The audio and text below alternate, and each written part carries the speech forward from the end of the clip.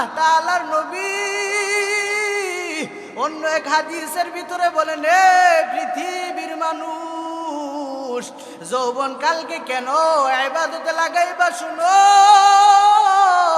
নবী আমার বলেন, রে উম্মতি মুহাম্মদের দল, যৌবন কাল পাওয়ার পর যৌবন কালের যে ইবাদত, যদি পৃথিবীর মানুষ যৌবন কালটা ইবাদতের ভিতরে লাগাইয়া দাও রে ভাই, ওই যৌবনের ইবাদতের বরকতের কারণে বান্দা তুমি বুড়া হয়ে যাওয়ার পর যদি তুমি ইবাদত নাও করতে পারো, নামাজ নাও পড়তে পারো, কোরআন তেলাওয়াত করার শক্তি তোমার বুড়া হয়ে গেলে থাকবে না। তুমি চাইলেও কোরআন তেলাওয়াত করতে পারবা না, কারণ তোমার শরীরের ভিতরে শক্তি থাকবে না।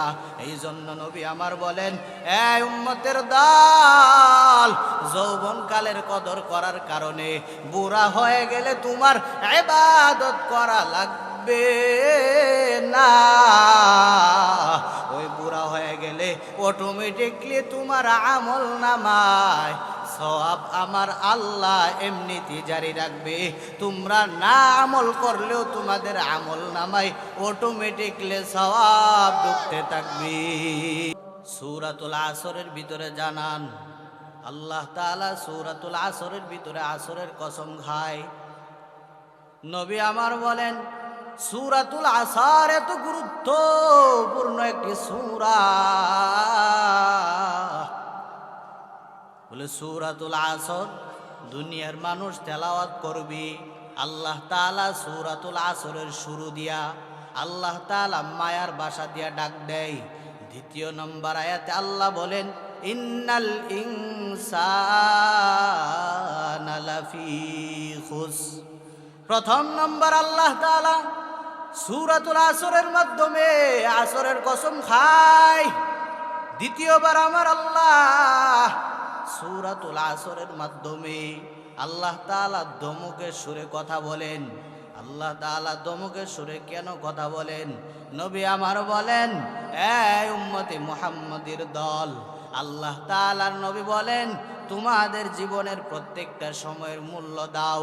জীবনের সময় কোথায় তুমি ব্যয় করতেছো, কি কাজে ব্যয় করতেছো, এই সময়ের গুরুত্ব দিয়া নবী আমার তেলাওয়াতকৃত হাদিসের ভিতরে জানান, ইগতানিম খামসান ক্বাবলা খামসিন, শাবাবাকা ক্বাবলা হারামিক, ওয়া সিহহাতাকা ক্বাবলা সাকমিক, ওয়া গনাকা ক্বাবলা ফাকরিক, ওয়া ফারাগাকা ক্বাবলা শুগুলিক, ওয়া হায়াতিকা ক্বাবলা মাউতিক।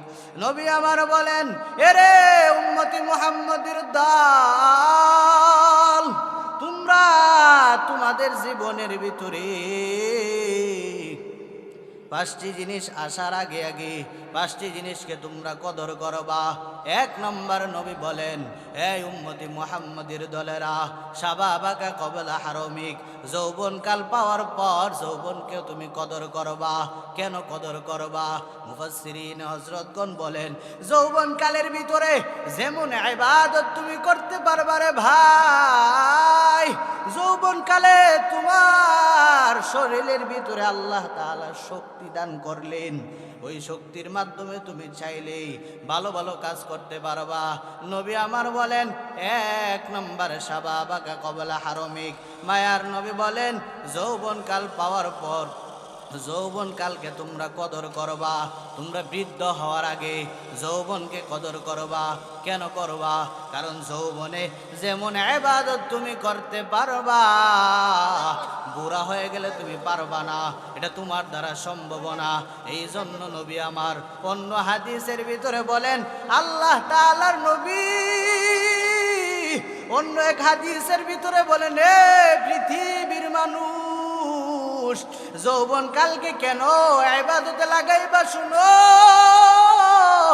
নবী আমার বলেন, রে উম্মতি মুহাম্মদের দল, যৌবন কাল পাওয়ার পর যৌবন কালের যে ইবাদত, যদি পৃথিবীর মানুষ যৌবন কালটা ইবাদতের ভিতরে লাগাইয়া দাও রে ভাই, ওই যৌবনের ইবাদতের বরকতের কারণে বান্দা তুমি বুড়া হয়ে যাওয়ার পর যদি তুমি ইবাদত নাও করতে পারো, নামাজ নাও পড়তে পারো, কোরআন তেলাওয়াত করার শক্তি তোমার বুড়া হয়ে গেলে থাকবে না।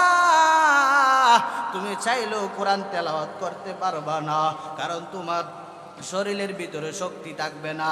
এই জন্য নবী আমার বলেন, এই উম্মতের দল, যৌবনকালের কদর করার কারণে বুড়া হয়ে গেলে তোমার ইবাদত করা লাগবে না। ওই বুড়া হয়ে গেলে অটোমেটিকলি তোমার আমল নামায় সওয়াব আমার আল্লাহ এমনিতে জারি রাখবে। তোমরা না আমল করলেও তোমাদের আমল নামায় অটোমেটিকলি সওয়াব ঢুকতে থাকবে। 2 নম্বরে নবী বলেন, 1 নম্বরে বলেন শাবাবাকা ক্বাবলা হারমিক, 2 নম্বরে নবী আমার বলেন ওয়াসিহাতাকা ক্বাবলা সাকমিক। মায়ার নবী বলেন 2 নম্বরে তোমরা অসুস্থ হয়ে গেলে সুস্থতাকে কদর করবা, কারণ অসুস্থ হয়ে গেলে তুমি চাইলেও ভালো কাজ করতে পারবা না, এটা তোমার দ্বারা সম্ভব হবে না। এই জন্য নবী বলেন, এরে উম্মতি মুহাম্মদের দল, তোমরা অসুস্থ হওয়ার আগে সুস্থতাকে কদর করো। কেন কদর করবা? কারণ অসুস্থ হয়ে গেলে তুমি চাইলেও কিছু করতে পারবা না। লোকমান হাকিম তার সন্তানকে নসিহত করে, এরে সন্তান আমার, ইয়া বুনাইয়া কিমিস সালাহ। হযরত লোকমান হাকিম বলে, সন্তান আমার, 1 নম্বর তুমি নামাজ ছাড়িও না। আল্লাহর নবী বুঝাইতে দিতে চায়, এই উম্মতি মুহাম্মদের দল, এই উম্মতি মুহাম্মদের পুরুষের দল, এই উম্মতি মুহাম্মদের বাবার দল, তোমার শরীরের ভিতরে শক্তি থাকাকালীন তুমি তোমার ফ্যামিলিটাকে বোঝাও। কেন বুঝাইবা জানো নি? কারণ তুমি অসুস্থ হয়ে যাওয়ার পর তোমার বিবিরে কথা বললে তোমার বিবি শুনবে না। তোমার সন্তান রে তুমি কথা বলছো, তোমার সন্তান শুনবে না। এই জন্য নবী বলেন, সুস্থ থাকা অবস্থায় বিবিরে নসিহত করো। বিবিরে, দুনিয়াতে কত গুনাহ তুমি করছো, ও বিবি আর গুনাহ করিও না। আজ থেকে তুমি নামাজ বাদ দিও না, বিবিরে তুমি পর্দা বাদ দিও না, হারামের দিকে যাও না, সুদের দিকে তুমি যাও না। এ বিবি আমার সাবধান, ঘুষের দিকে তুমি যাও না। এমন ভাবে যখন তুমি বিবিরে নসিহত করবা, তুমি সুস্থ অবস্থায় করলে তোমার বিবি শুনতে বাধ্য হবে, তোমার বিবি শুনবে। এই জন্য নবী আমার বলেন, এই উম্মতি মুহাম্মদের দল, 2 নম্বরে নবী বলেন ওয়াসিহাতাকা ক্বাবলা সাকমিক। মায়ার নবী আমার বলেন, সুস্থ অবস্থায় অসুস্থতাকে কদর করো। 3 নম্বরে নবী বলেন ওয়াগরাকা ক্বাবলা ফাকরিক। আল্লাহ তাআলার নবী বলেন ওয়াগনাকা ক্বাবলা ফাকরিক। নবী আমার বলেন, তোমার সচ্ছলতা অবস্থায় অসচ্ছলতাকে কদর করো। আজকে তোমার কাছে টাকা আছে রে বাবা, এরে যাত্রাপুরের মুসলমান, আজকে তুমি ভাবতেছো আমি চেয়ারম্যান হওয়ার কারণে আমার লক্ষ লক্ষ টাকা। না রে বাবা, না না, একটু তাকাইয়া দেখো না, তোমার সাথেও তো অন্য ইউনিয়নের ভিতরে একজন চেয়ারম্যান আছে, কিন্তু ওই চেয়ারম্যানের টাকা বেশি নাই, তোমার টাকা বেশি। বুঝতে হবে তোমার টাকা দুনিয়ার কেউ দেয় না, বরঞ্চ আমার আল্লাহ মোহাব্বত করিয়া তোমাকে টাকা দিছে। কেন দিছে জানোনি? নবী আমার বলেন ওয়াগনাকা ক্বাবলা ফাকরিক। মায়ার নবী আমার বলেন, টাকা আছে, ওই টাকাটারে তুমি কেমনে ব্যয় করবা? তুমি ভালো ভালো কাজে ব্যয় করো। গ্রামের ভিতরে অসহায় মানুষ থাকলে তুমি কিছু দান সদকা করো। গ্রামের ভিতরে বিধবা মহিলা তোমার ইউনিয়নের ভিতরে থাকলে তুমি ওই মহিলাগুলাকে বিবাহর ব্যবস্থা করিয়া দাও। এরপরে নবী বলেন, তুমি যদি এরকম ভাবে সুস্থ, তুমি যদি এরকম ভাবে টাকা থাকাকালীন সচ্ছলতা অবস্থায় অসচ্ছলতাকে কদর করতে পারো, তাহলে দুনিয়াতে তোমার সম্মান বেড়ে যাবে। এই জন্য নবী বলেন, সুস্থ অবস্থায় অসচ্ছলতাকে কদর করবা। 3 নম্বর নবী আমার বলেন, এরে উম্মতি মুহাম্মদের দল, সুস্থ অবস্থায় অসচ্ছলতাকে তোমার কাছে, সচ্ছলতা অবস্থায় অসচ্ছলতাকে কদর করবা। 4 নম্বরে নবী বলেন, ওয়াফারগাকা কবলা সুগুলিক। 4 নম্বরে নবী বলেন, তোমার ব্যস্ত সময় আসার আগে আগে তোমার অবসর সময়কে কাজে লাগাও। কেন কাজে লাগাইবে জানোনি?